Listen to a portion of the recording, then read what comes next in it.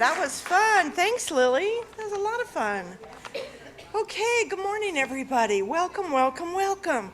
Especially to everyone on Zoom and all those here in the sanctuary joining us here at Monte Vista Unitarian Universalist Congregation, or MVUUC for short. It's a beautiful sunny day. It's going to be a delicious day. And I wanted to invite Laura Mulroy up here because she would like to do a drawing for the people that have been bringing their own dishes for hospitality, and there will be another drawing soon for the people that brought them today, right? Yes. Okay. Yes, this is to encourage all of you who brought your own dishes for the luncheon to be sure to fill out a raffle ticket so that you can be a future winner. Oh. Okay, and I'm going to ask Debbie to pick today's winner. Okay. Today's winner is Lynn Maria Smith. Oh, Yay! Lynn Maria! I will be sure to give her this jar of jam from Pilgrim Place. And again, Nice. please there's new tickets to fill out on the back. Please do so.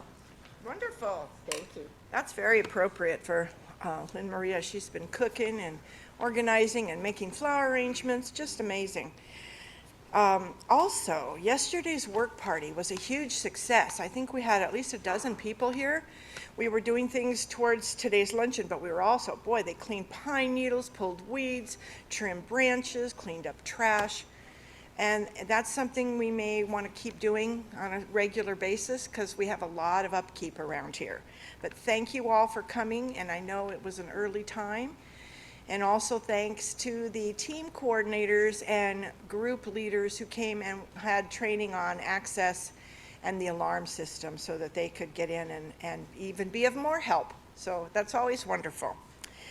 Okay, now I'm going to ask you to please silence your phones, your tablets, whatever you have that could beep off when we're talking and having music and doing all our great stuff. And now, for this week's announcements. Okay. There. I don't know, whatever. You get the idea. You get the idea. Okay, today after the service, we will offer coffee, but no hospitality service because everybody's working on the luncheon. And now this is our first fundraiser, and we're going to be having one every month on the first Sunday of the month. We don't guarantee what the menu is yet, but that's what we're going to be having. I want to say a special thanks to the fundraising task force because they are the ones that donated all the food, the wine, everything today. Now that's not going to keep happening, so but they are wonderful. And they're also the ones doing the work, cooking, setting up all those things, and that's wonderful. It was a great team. Also, we may have to, scooch up the price a little bit to cover the food next time. So just to let you know, and speaking of price, Murray Smith is here somewhere. Where are you, Murray? Oh, right up front. He has the clipboard, so if you didn't pay for your reservation today, you can see him and pay him today if that's possible, and we would appreciate that. I think we have about 53 people turning out for the lunch, so if we have food, they will come. Yeah. So anyway, we're going to be having today for our first Love and Laughter lunch. We're going to be having spaghetti with homemade marinara and fresh Parmesan cheese, green salad, garlic bread, drinks and cookies, and you will also have an opportunity for a glass of red or white wine, or more than one glass, for a suggested donation of $5. Of course, that's a suggested donation. If you want to give us more, that's okay too. Hopefully you'll be able to join in the fun and plan to attend each first Sunday of each month also. Now, please don't forget, next week we are having another congregational meeting to have a chance for questioning, comments, and hopefully some suggestions. to help with our financial situation. And that will be right after church. We don't want it to be super long. We are not at this time anticipating voting, but we do need you here to have your voices heard because we want to hear from everybody. And the board will have some updates for you. Okay, and then I really hope that you have already put a date on the calendar for April 12th.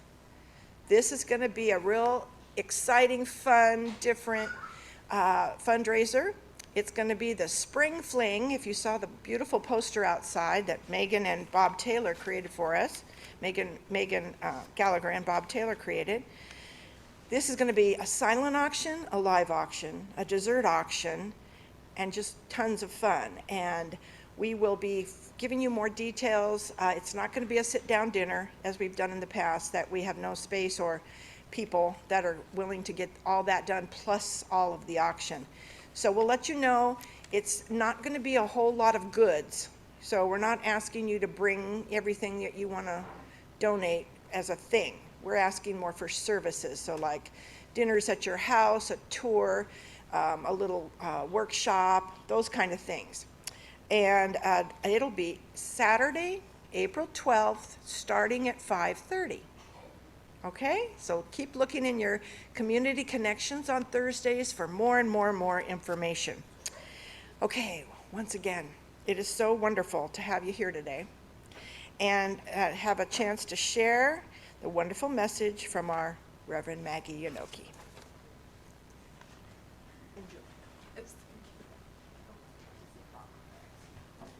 What'd you forget? Bring your, and if you have your dishes, put it around. I have my dishes. They're in my trunk, ready to go. Yeah. So, hello, everyone, and welcome to our visitors. It's so great to have you here with us today on this very eventful weekend of holidays. It is Happy Groundhog's Day. So if you woke up and everything was the same as it was yesterday, that's why. We'll just say that. It's also the Lunar New Year, so it's the year of the wood snake, and that began on the new moon just this Wednesday. It's also Imbolc.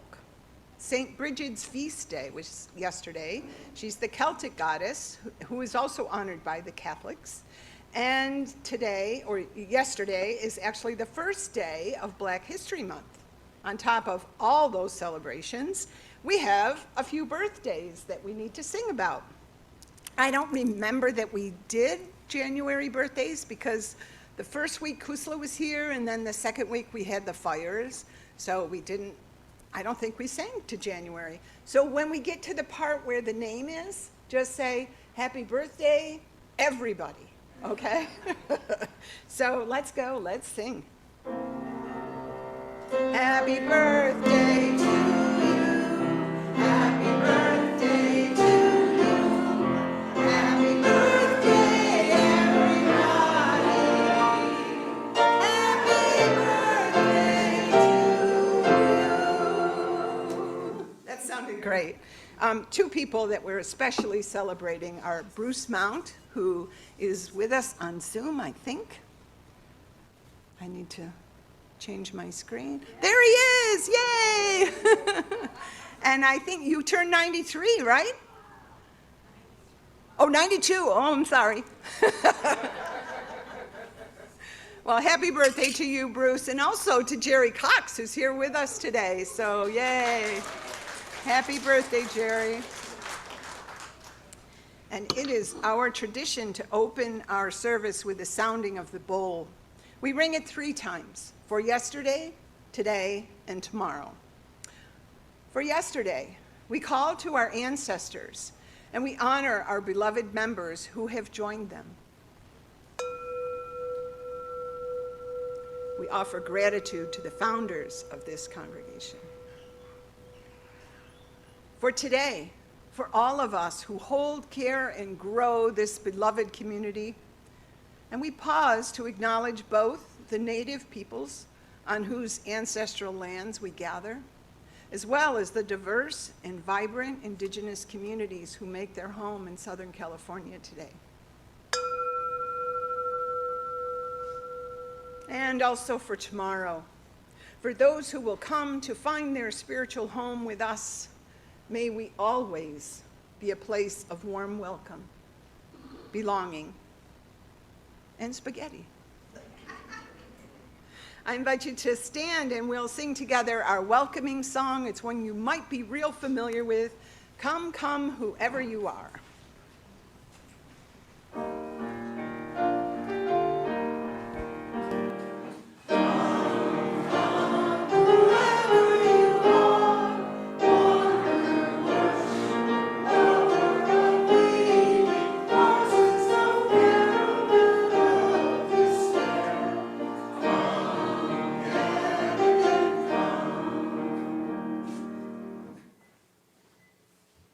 To invite Ann Taves. Oh, please be seated.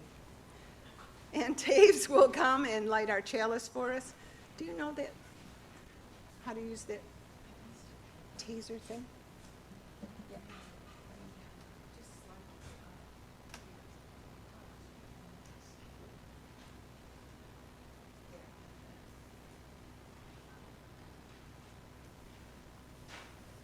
Our time together in worship is strong support for our personal lives as we embrace our sense of belonging in this sanctuary. We light our chalice flame at each of our gatherings as a symbol of that connection, a symbol of our covenantal faith, our unfolding mission, and our shared light of hope and witness to each other. Please hear these words inspired by Bran Lennox. We have chosen to bring ourselves here to this sanctuary together as a community of faith.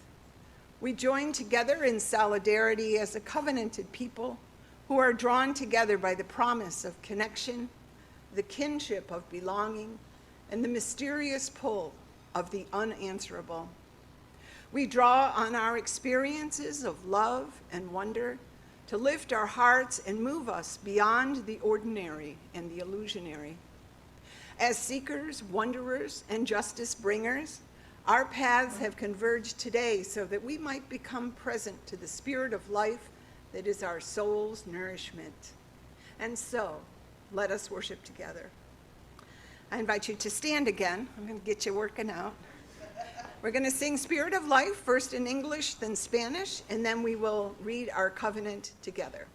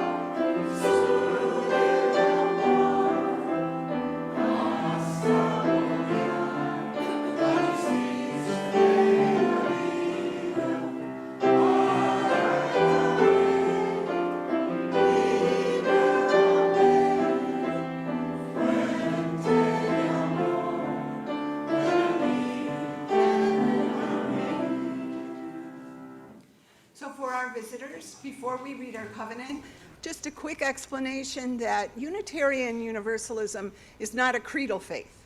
You don't have to believe specific things in order to be a member here or to worship with us each week. But we do make promises to each other, and this is our own private compilation of the promises we make to one another. Let's read it. We affirm that love is the greatest purpose of this congregation. The search for truth is our constant star, and service is our prayer. We pledge our hearts, minds, and hands to challenge injustice with courage, to make choices for a healthier planet, and to live out our Unitarian Universalist values every day as beloved community.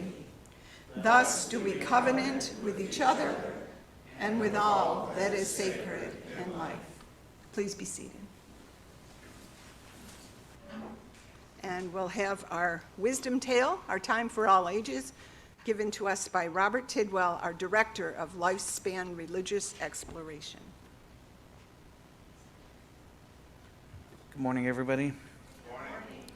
Today's story is called Connecting Across Differences, and the author is anonymous. The reason the author's name is hidden is because they are a member of a UU congregation, the Church of the Larger Fellowship, and they are part of a pen pal program, which is a ministry with inmates that are incarcerated, and their privacy is kept just so that everybody is kept safe. The writing starts with a quote from Agnes Replier. It says, "Real letter writing is founded on a need as old and as young as humanity itself, the need that one human being has of one another." My pen pal and I like emoticons, smiley faces, surprise, anger, laughter, sadness, tiredness, surprise. They all pepper our letters. Nothing too odd about that, right? Except we both hand draw these characters to each other with pen on plain white paper. My pen pal and I don't have much in common. He has been in prison for many years for a long ago crime, spending most of his day in a cell with a concrete floor. He's young, Mexican, loves watching basketball, and has a little to occupy his time. I am old enough to be his mother, white, work full-time, and have an abundance of opportunities for entertainment, but watching sports isn't one of them. I have never been confined. Add to these great divisions the fact that we don't share photos of each other. Therefore, letter writing was a challenge for me, as I usually envision the recipient when I write, picturing them smiling at the good news or sighing at the frustrations, just as my words intended to convey. I remember the difficulty of my first letter. Would he understand when I meant something to be funny or sad? Does he even read cursive writing?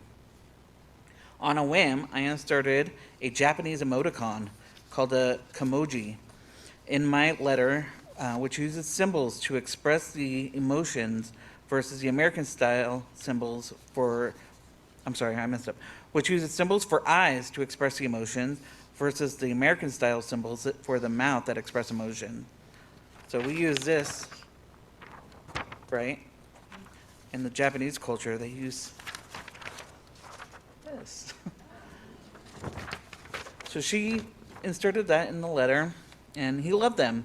They sparked a firestorm of correspondence about our mutual appreciation for Japanese culture, where he would like to travel, and what inspires each of us. New differences between us are revealed with each letter. We may never agree on some. These differences are softened by the things that we have in common: the taste of oranges in winter, the pleasure of a good run outside, travel, and emoticons. And the emoticons help heal our differences by filling our mind's eye with the emotions of the other.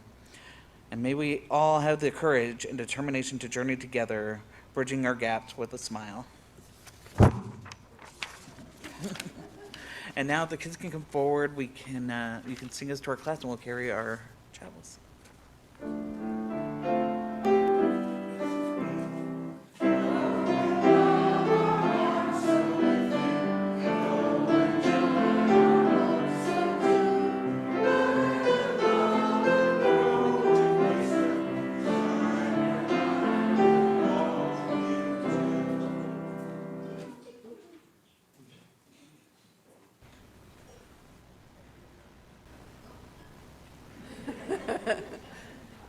Thanks, Brooklyn.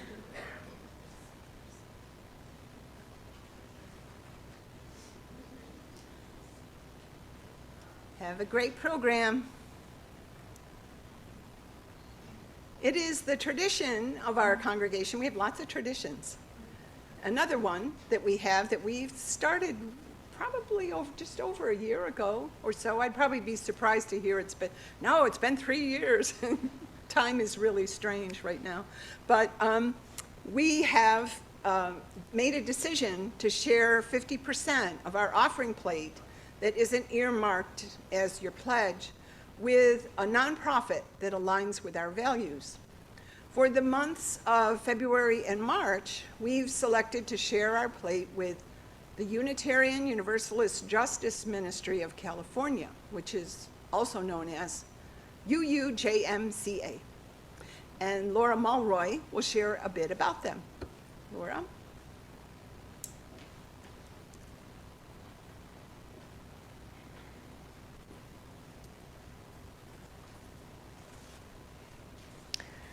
The UU Justice Ministry of California is dedicated to bringing justice to those around us.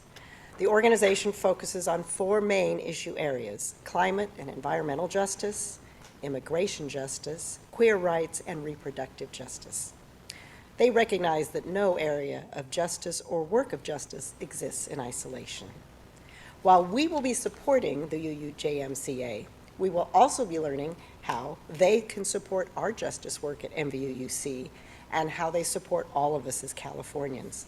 For example, in its January newsletter, their board president, Tom Lowry, focused on the organization's work for climate justice, saying, UUJMCA is a voice for climate justice in California. We advocate for common sense building regulations, reduction of petroleum-based fuels for transportation, clean air regulations, and more. While ours is a small voice, it is a voice that is consistent and focused on the small steps that we can take to preserve our beautiful state. We will continue to speak for legislative action, community involvement, and volunteer activism in the furtherance of a healthier and safer environment for all of us. Let it be so, and thank you for your support. Thanks, Laura. So as we bring our offerings to the table, it is with heartfelt celebration of the many, many gifts of our community that the offering will now be gratefully given and received.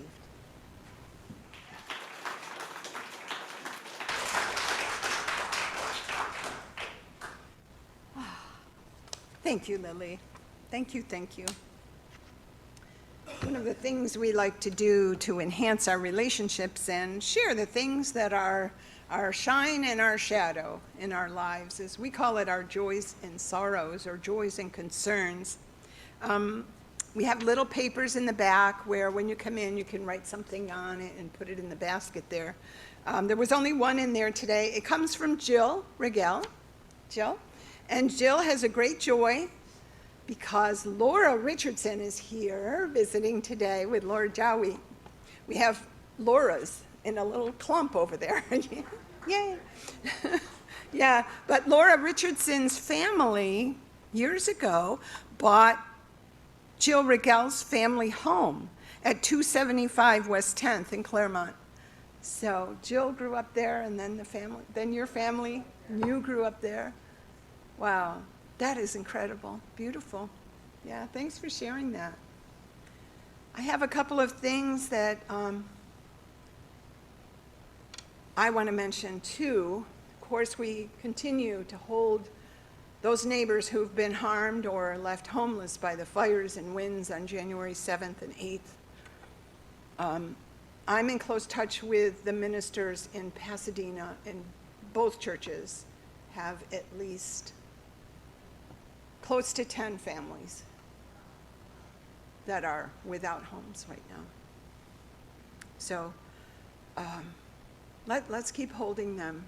You know, the churches are accepting donations if you feel moved to do that privately, but the UUA is also helping out, and they have a relief fund that they ask all of us to contribute to. Also in the news, we've had several difficult planes and helicopter accidents this past week, Wednesday night in Washington, D.C., and then in a Philadelphia neighborhood on Friday. So we just hold that situation and those people in our prayers and thoughts. And we know the power of energy and love can travel like that. So we send them our concern. And I have a prayer request for you. I want to ask you to please take extra good care in this time of high stress. And maybe before we express our anger that is really, really close to the surface, or our outrage in response for unjust events that is both are totally understandable, but that we just maybe pause a little bit and ask those that we're talking with if it's okay to talk about something. Or if you have an urgency that you feel a frustration you need to talk about, check in with the person first and ask them if they're already to their limit. I had a conversation with somebody today who said they're really very close to that breaking point of sadness. And they just, I know my son, he put a comic and it shows this little person he goes, checking the news. So he turns on his phone and he checks the news, and then the next picture is like a skeleton with smoke, and he's like, he just can't. It's so much right now. So please, and you'll hear more in my sermon, but please just be sure to take extra time for yourself. And I think of folks like Jack, like overloaded with college work, plus on top of his generous heart caring for the world. It's just, we're just in a time where kindness and care is so much more important than our urgency to blast somebody with our experiences. So let's just be gentle with each other. And let's increase our awareness of how easily we add to the weariness of those that we care about without even knowing. So, yeah. I have in my notes my sister's fire picks. I'm at that point, and I don't mind telling you. So I stay away from the news now. I just don't need it. I get it from other sources. But I have a sister, bless her heart, who thinks I need every picture of every destroyed home, and she just keeps sending them. So, yeah, I hesitate to open her text, but yeah. So those are the things, and there's more. I'm sure each of you has your own list of things that are really weighing you down right now. And we do have joy. We have each other. We have our faith, and we have spaghetti. So, but there are heavy things. Our beloved ones are all going through something hard, and maybe they just don't want to talk about it, but it's there, and we know it. And one way that we can express our love and our prayer for them is maybe to light a candle on behalf of something that we're suffering. So I've set up our little candle lighting station here. So I invite those who wish to light a candle on behalf of something they're struggling with to please come forward, and after a short while, Lily will start playing our gentle song, which is, I Know This Rose Will Open. Thank you. I will light the center candle from the chalice.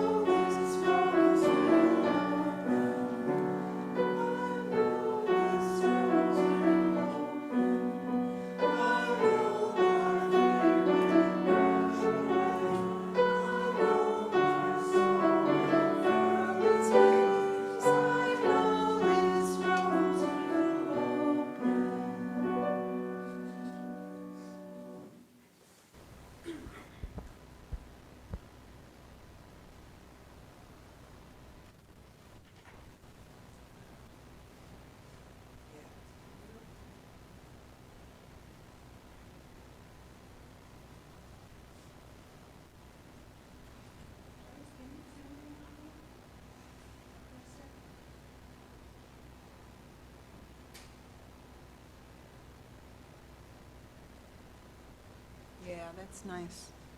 Beautiful. Can you show it in the sanctuary? There are folks in the back that, there we go. Yeah. Very nice. Thanks, everyone. Somehow there is such a magic in that. Whew. Thanks. And we'll just let those burn down. They can stay lit. Debbie has another joy for us. It was too much to put on a card. It really was. Too joyful. So Yeah, we will yeah. add that to her. Thanks. I wanted to let you know something wonderful that happened this week, because we need wonderful, right? One of our members, Catherine Marie Mayfield, runs a dog rescue. She gave me a call on Wednesday, I think it was Wednesday or Tuesday night, saying that she had an emergency rescue of 33 dogs. So she asked if there were people that I could find that had a van. She asked if there were people that could come and help prepare crates. So Shirley, Ussery, and I went the first day and helped clean out crates, and then Lynn Maria came and we all brought bedding and towels and sheets. And Bob Taylor came with his van and loaded up crates, and Mark Moninger loaned us his cargo van, so he had that participation. And then Bob and Kat Marie, and also another volunteer, went all the way to California City, which is past Palmdale, on Friday morning, and rescued 33 dogs from a very abusive situation. And it's exciting because those dogs were so happy and they were so grateful, you could just tell. And I wanted to lift those folks up because they really did a beautiful thing at a short notice, so good for them.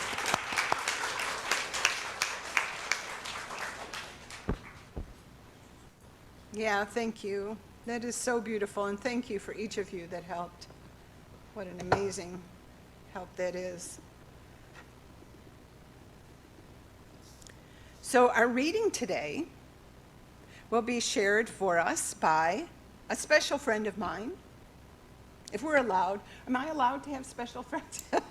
When I first moved to California, I just searched UU Church, Glendale, because that's where I was living at the time. But the church that's over there didn't have any kind of a social media face, so they didn't come up. But Troop Church in Pasadena did. So I went there, and on my second week in California, and I got to meet some pretty incredible people, where I quickly became a member and met my husband George over there. So yeah, but I also met Lynn Sexton. Lynn lives in San Dimas and is going to transfer over here. So I want everybody to know her and get to know her. And she's kind of shy, but very gifted. So Lynn, if you would come and offer the reading for us. She's alto and alto, Lily.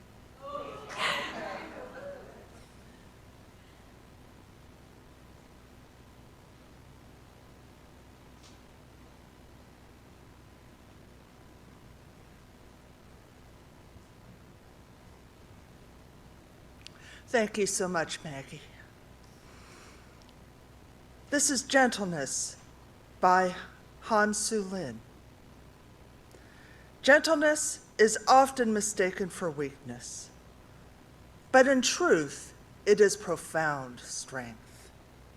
To be gentle in a world that can be harsh takes courage.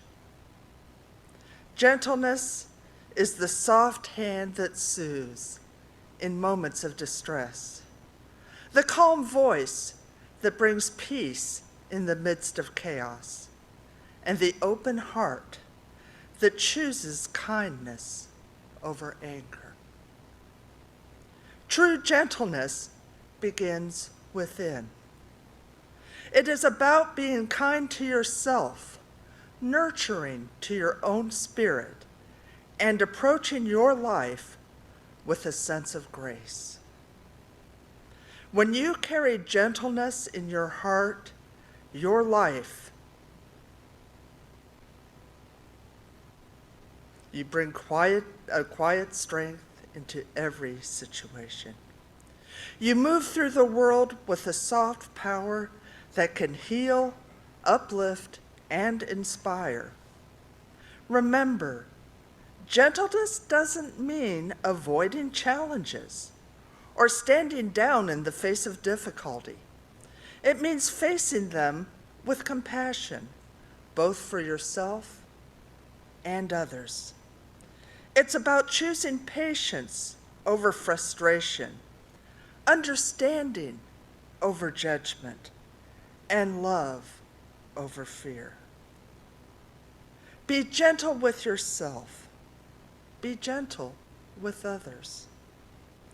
In that gentleness, you will find strength, resilience, and the power to create a world filled with light and peace.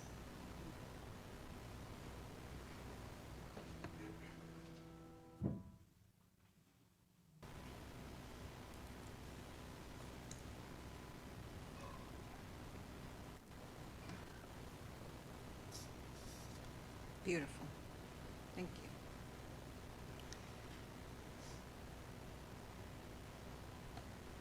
There is a bit of a common thread woven into the humor of any minister when we begin to share about those things they never taught us in seminary. I had a giggle with a classmate from my cohort at Drew University's theological school this past week when he shared that he spent half his morning trying to encourage an owl to fly out of the sanctuary at his Methodist church in New Jersey before the family began to arrive for a wedding that was scheduled that day. It's really such a hoot. Sorry. To share stories within our group of professors and seminarians about the unusual events that make church life a blessing in these winds of change. We never learned a thing about these times in seminary. And while it's important to be happy while also being strong, I have sensed a shift in the conversations that we're engaging in as our sharing turns toward becoming a bit more supportive and encouraging and increasing our presence for one another. But I can't name one of my colleagues who hasn't expressed a deeper need for the strength that we offer one another as we form a safe container together where we can stay attuned to the quickly changing world and help one another to be able to offer that sense of safety to our congregations.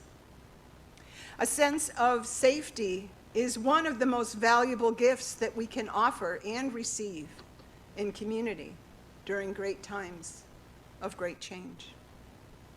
Dutch psychiatrist, author, researcher, and educator Bessel van der Kolk named it well in his book, The Body Keeps the Score, where he writes, "Being able to feel safe with other people is probably the single most important aspect of mental health. Safe connections are fundamental to meaningful and satisfying lives." So I'll ask too that we also include a vision of safety that we can access through a healthy spiritual lens. One where we can see and acknowledge that the depth and the rootedness of that essential sense of safety is a reflection of three things that we will braid together this morning. One is our degree of fortitude is a sign of our personal dedication to walk in the ways of good soul care. Please, please, please keep up your spiritual practice. Second, our communal strength is rooted in our capacity to know and to acknowledge and to seek the grounding and connection to community that our spirits long for. And third, our sense of calm is grounded in our self-awareness and our self-acceptance and in our connection to the spirit of life that we are at our core. Our sense of safety is a threefold cord. And as the Hebrew scripture found in the book of Ecclesiastes tells us, in our centering thought for today, a threefold cord is not easily broken. many of us sense a very real increase in the amount of stress in our lives. And we must monitor those levels and adjust our self-care accordingly to be ready for what is yet ahead. And a big part of that self-care is our participation in the braiding and thereby the strengthening of our congregational life with our personal lives. We come together to hold each other strongly in our faith, to comfort and to care for one another, to share love, laughter, and lunch. There's that spaghetti again. But we do it with the specific purpose of creating a safe container for our lives. And we stand in awe of each other as we are supported in the weaving of our lives and community, lives that are braided in purpose and on purpose, and made strong by the ways that each of us weaves in the character that we brought with us, that we have been building since childhood. And the ways we stand strong as the people of integrity that we have grown to become. And as we continue to braid our ethics into the way that we are reshaping our lives and becoming people who are here to walk in the ways of healing and good, always growing, always loving, and always serving. The entirety of who we are is made up of more than the thoughts that we hold in our angry, clenched fists, or the insistence that we stamp our feet with, or the refusal to change that keeps us upright. But all evidence points to our need to side with love and to keep it at our center while braiding together our love for our deepest selves, our love for this and for every community, and our love for the sacred, unseen spirit that some call God. Maybe you don't, and that's okay. I call mine beloveds. It's a whole group. And they watch over me and whisper in my ear and remind me about things about you. How many times I've been nudged by my thoughts and just call someone randomly and say, "Oh, I'm so glad you called." We need to be in tune with those helpers, those spirits, that life that we can't see and we can't name. There's no right name. But that brings the healing change that we are all longing for. And yet, we know not. If someone says they know, thank them and keep going and keep wondering. But we need those commitments and connections to all of those aspects of love. The love for ourselves, the love for this community, and the love for God. Because more change is coming. Some change will trip us up, as we've seen. We have surprises that no one saw coming. And some will break our hearts, and it'll take a long time to recover from it. And some change will surprise us with its sense of joy and overdue relief. My grandson never ceases to surprise me in the ways he's changing. OMG, they say. But I promise you, it won't always be this hard. But it's hard right now.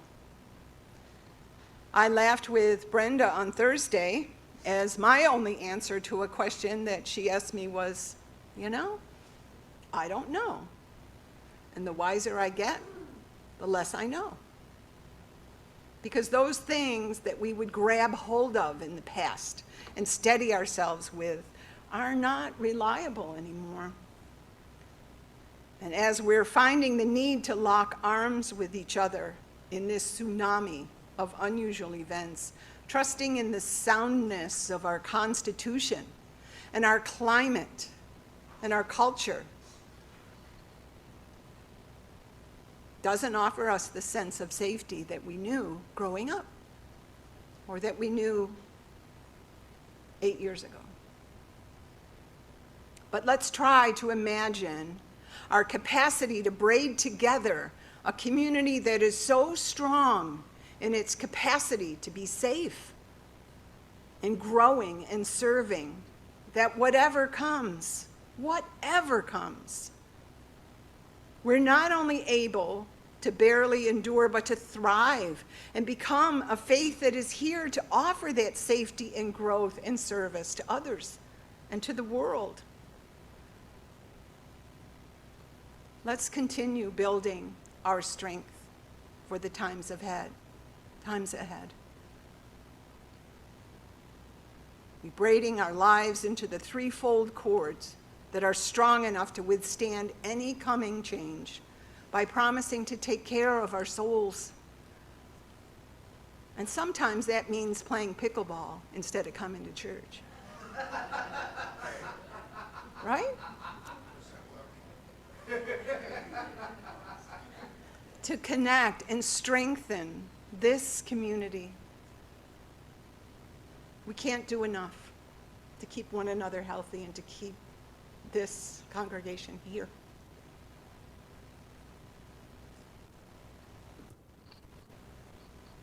And to enhance our relationship with the God of our hearts, whatever form that takes. But it's your source of love, and it's the love that you give. And with the love at the center of this promise, we are ready for anything. May it be so. Amen. Let's sing our sending song, Go Lift It Up. It's number 1057 in the teal hymnal. We'll sing it through twice, I think, is what we normally do.